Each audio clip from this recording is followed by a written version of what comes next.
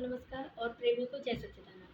आज हम स्वयं की आवाज़ बुक में अध्याय 2 में अपने अंदर के लय को पहचाने। तो प्रेम रावत जी ने क्या लिखा है, आज हम टॉपिक जानेंगे, नदी को पार करना। तो उनके अनुभव को आज हम पढ़ेंगे और समझने की कोशिश करेंगे। तो स्टार्ट होता है यहाँ से। कबीर का एक भजन है जिसमें वे कहते हैं, आप नदी में बहने वाली कागज की सिर्फ एक छोटी सी नौका है। कितनी अच्छी बात कही उन्होंने। जैसे जैसे आप जीवन की नदी में बह रहे हैं, आपके साथ क्या होगा। कागज भीगता जा रहा है और घुलता जा रहा है, मतलब धीरे धीरे उसका रूप बदल रहा है और वे पानी में मिल रहा है और इस तरह एक दिन इसका अंत हो जाता है। साथ ही आपको ये भी पता होना चाहिए कि इस जीवन का आनंद लेने के लिए आप आज़ाद हैं। आपके पास वो हर एक चीज़ उपलब्ध है जो अपने अस्तित्व के उद्देश्य को पूरा करने और जीवन के असली आनंद को लेने के लिए ज़रूरी है। ये सब तभी शुरू होता है जब आप अपने हृदय के अंदर आभार से शांति तक और शांति से आभार तक का निरंतर संबंध स्थापित करते हैं।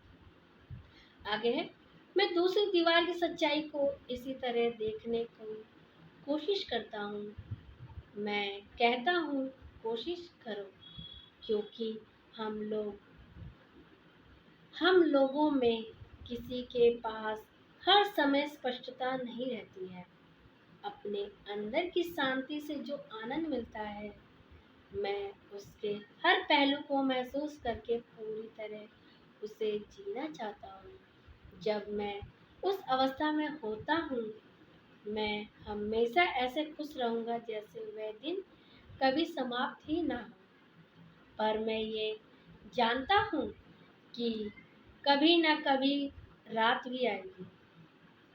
मैं मृत्यु से नहीं डरता हूँ, इससे मुझे हर एक पल को अच्छी तरह से अनुभव करने की प्रेरणा मिलती है और इसके महत्व का भी पता लगता है। मेरे लिए किसी भी और तरीके से जीना काफ़ी नहीं है।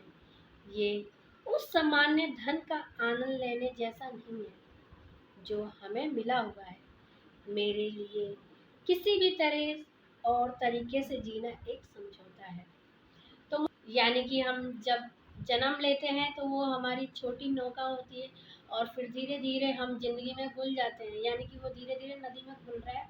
फिर वो धीरे धीरे एक दिन वो कागज खत्म हो जाता है, यानी पूरी तरह से गीली हो जाती है। तो ये समझने की बात है, ये मनुष्य के ऊपर प्रेम रावत जी ने समझाया है कि वो एक बार जन्म लेता है, फिर वो धीरे धीरे वो समय बीतता जाता है और वो खुल जाता है। तो बस इतना ही। आपने क्या समझा उस चीज़ को आप बताइए। अगर आप प्रेम रावत जी के बारे में जानना चाहते हैं तो मैंने लिंक डाल दिया है, आप उसे सुनिए और समझिए और अपने विचार कमेंट में स्पष्ट कीजिए। बस इतना ही। धन्यवाद।